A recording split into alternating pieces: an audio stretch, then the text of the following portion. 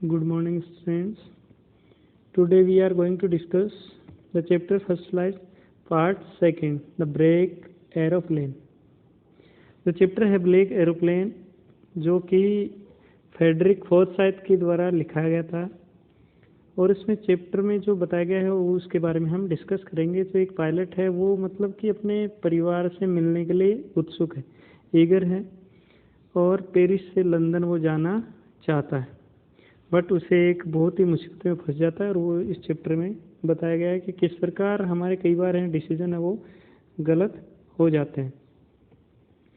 In this chapter we will discuss the narrator which is a pilot, जो कि एक pilot है, हुई सो ईगर, वो मतलब कि अपने पेरेंट्स से मिलने के लिए बहुत ही ज़्यादा क्या है, उत्सुक है। ईगर मतलब उत्सुक। To meet his family and have a good breakfast that he takes the wrong decision of facing the storm instead of doing the right thing.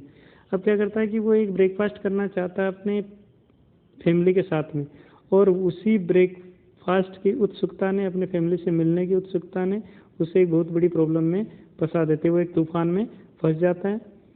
अब होता क्या है, जब वो तूफान में फंस जाता है, मिराकलियसली क्या होता है कि वो किसी तरीके से अपने आप को मैनेज कर लेता है बचने, और उससे बच निकलता है। और उससे तूफान में जो स्टॉर्म होता है उसमें से एक मिस्टीरियस एरोप्लेन भी दिखता है। मिस्टीरियस मतलब जादुई, और उसे कुछ पता नहीं चलता कि वो किसका है, बट उसे उसकी हेल्प मिलती है और वो उस मुसीबत से बच निकलता है।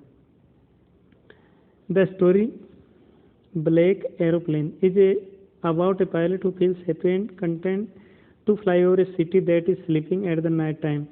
अब मतलब कि जो ब्लैक एरोप्लेन है उसका जो पायलट है वो बहुत ही ज़्यादा खुश है, और वह रात के समय में पेरिस टू लंदन, मतलब वो फ्लाई कहाँ से कर रहा है, पेरिस टू लंदन, पेरिस से लंदन की तरफ वो उड़ान भर रहा है, और वो अपने नीचे पूरे सोते हुए सिटी को देख रहा है। He is flying from Paris to London while taking his flight he dreams about the long holiday with his family.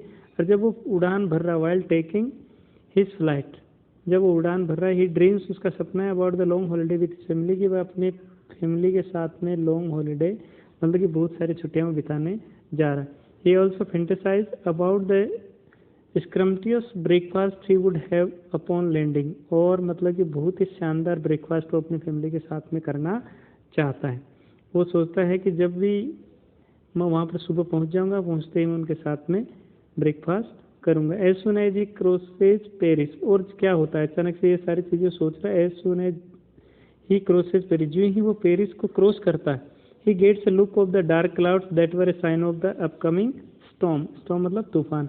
अब वो क्या देखता है, अचानक से उसके सामने a look of the dark clouds, बहुत ही काले घने गहरे बादल वो देखता है। That were a sign of the upcoming storm, जो कि किसका साइन है, कि एक तूफान आने वाला है। The right decision would have been to turn back to Paris for the sake of safety. अब उसका जो राइट डिसीजन क्या होता है, मतलब कई बार हमें ज़िंदगी में हमें भी फैसले लेने पड़ते हैं, बट हम सही फैसला ले नहीं पाते हैं कि हमें क्या राइट डिसीजन लेना और रॉन्ग क्या लेना है। तो राइट डिसीजन उसका क्या होता है, would have been to turn back to Paris, की वो वापस पेरिस चला जाता for the sake of safety, अपनी सेफ्टी के लिहाज से, सेफ्टी से वो पेरिस चला जाता, वो उससे कुछ भी नहीं होता। But he being overshadowed by his dreams, but उसे क्या चीज़ थी, ईगरनेस थी, अपनी फैमिली के साथ में उसे ब्रेकफास्ट करना था। तो but he being overshadowed by his dreams and not wanting to delay them, और अपने सपनों को पूरा करना चाहता था, कि ब्रेकफास्ट करना चाहता था, लंबी छुट्टियां बिताना चाहता था, not wanting to delay them, और वो उनके साथ में डिले नहीं करना चाहता था। Risk the life of passenger and head straight into the storm. तो उसके लिए उसने क्या किया, उसका जो एक रॉन्ग डिसीजन था, उस रॉन्ग डिसीजन से क्या हुआ, risk the life of is passengers, उसमें जितने भी पैसेंजर बैठे हुए थे उनकी रिस्क, लाइफ की रिस्क की थी, कि तूफान में कुछ हो गया तो पैसेंजर्स की जान भी जा सकते थे। And head straight into the storm, everything gets dark, he is unable to see. अब क्या हो गया, उसने रॉन्ग डिसीजन ले लिया और एवरीथिंग गेट्स डार्क, और सब कुछ वहाँ पर अंधेरा हो जाता है। ही इज अनेबल टू सी, उसे कुछ भी दिखाई नहीं दे रहा। ही ऑल इज डायरेक्शन इंस्ट्रूमेंट, उसके जितने भी थे जो दिशा सूचक यंत्र बोलते हैं, डायरेक्शन इंस्ट्रूमेंट स्टॉप फंक्शनिंग, उन्होंने काम फंक्शन मतलब काम करना, उन्होंने काम करना बंद कर दिया था। And he lost control of the plane, और उसने प्लेन के ऊपर सारा कंट्रोल था वो खो दिया। अब उसके हाथ में कुछ भी नहीं था। When all hope was lost, अब जब उसकी सारी आशाएं वाज लॉस्ट, धूमिल हो गई, खो गई। He saw another plane whose pilot was more than willing to rescue them, तो उसने देखा कि एक दूसरा प्लेन है, another plane whose pilot was more than willing to rescue them, और उसमें जो पायलट बैठा हुआ उसकी इच्छा है कि वो उसको बचाए। The author was panicking as there was very less amount of fuel, और उसकी एक टेंशन और बढ़ गई, तूफान तो था ही, एक टेंशन और क्या बढ़ गई कि उसमें अब फ्यूल जो था वो भी कम ही बचा हुआ, तो ये दूसरी टेंशन भी उसके आ गई।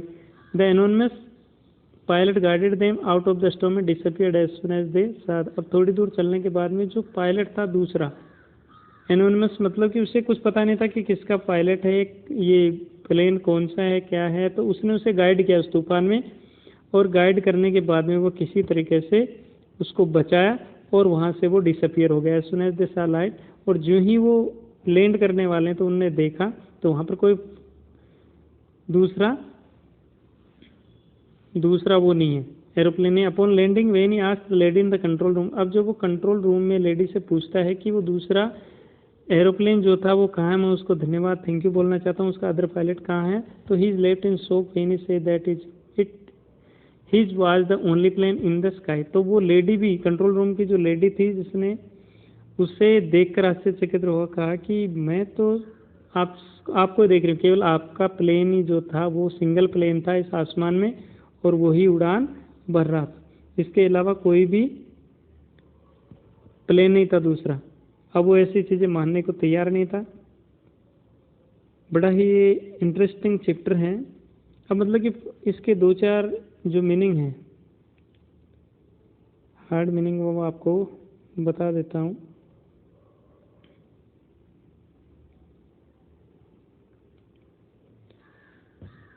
एक तो फॉलो आया था, फॉलो मतलब पीछा करना, चेस्ट, CHSED। एक फ्राइटेंड आया था, वेबिट मतलब टेरिफाइड, फ्राइटेंड का होगा टेरिफाइड, टेरिफाइड। ग्लेड हैप्पी, खुश था कि अपनी फैमिली से मिलना चाह रहा था। Okay students, thank you.